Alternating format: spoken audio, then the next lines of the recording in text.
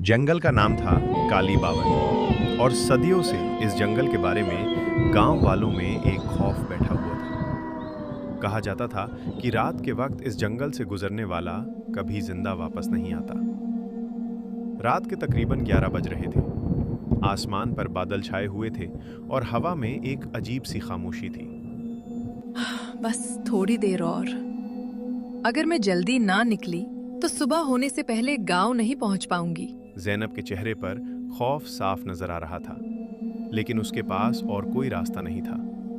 उसकी माँ की हालत बहुत खराब थी और हकीम को बुलाने के लिए यही एक रास्ता बचा था, इसी खतरनाक जंगल से होकर। या अल्लाह, मेरी मदद फरमा। ये कहकर ज़ैनब ने हिम्मत जमा की और जंगल के अंदर कदम रख दिया। दरख्तों के पत्ते हवा में सरसरा रहे थे। हर तरफ घुप अंधेरा था।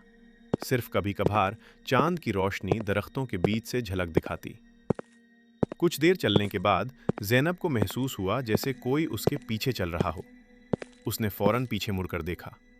कुछ नहीं था। शायद मेरा वहम है। उसने खुद को तसल्ली दी और आगे बढ़ने लगी। लेकिन थोड़ी ही देर बाद उसे एक आवाज़ सुनाई दी। एक बच्चे के रोने की आवाज़, बिल्कुल साफ और करीब। ज़ैनब के कदम रुक गए। इस जंगल में उस वक्त ये आवाज़ बिल्कुल बेमौका थी। ये आवाज कहाँ से आ रही है? यहाँ तो कोई बच्चा नहीं हो सकता। वो आवाज़ अब और करीब आने लगी। ज़ैनब को याद आया कि गांव की बूढ़ी औरतें क्या कहा करती थीं कि इस जंगल में रात के वक्त जो आवाज़ सुनाई दे वो कभी सच नहीं होती, वो सिर्फ एक बुलावा होती है। इसी वक्त दरख्तों के पीछे से एक साया सा नजर आया, किसी औरत जैसा जो झुकी हुई हालत में खड़ी थी।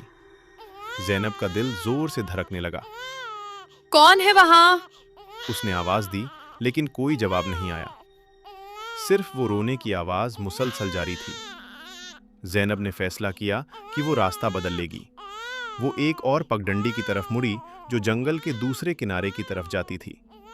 लेकिन जैसे ही उसने कदम बढ़ाया, वो साया भी उसी तरफ मुड़ गया, बिल्कुल ज़ैनब की रफ्तार से। या अल्लाह, ये मेरा पीछा क्यों कर रहा है? ज़ैनब ने दौड़ना शुरू कर दिया। दरख्तों की जड़ें उसके पांव से उलझ रही थीं, लेकिन उसने हिम्मत नहीं हारी।